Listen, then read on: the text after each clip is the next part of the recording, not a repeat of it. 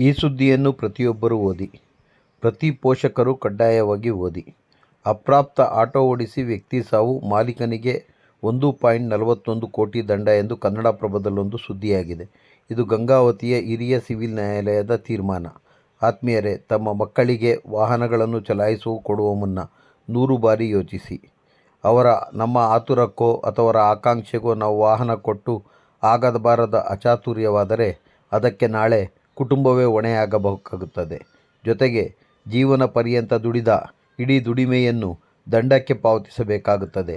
ಕುಟುಂಬವೂ ಕೂಡ ಸಂಪೂರ್ಣ ಸರ್ವನಾಶವಾಗುತ್ತದೆ. ಹಾಗಾಗಿ ಪ್ರತಿಯೊಬ್ಬರೂ ಎಚ್ಚರಿಕೆಯಿಂದ ಇರಿ.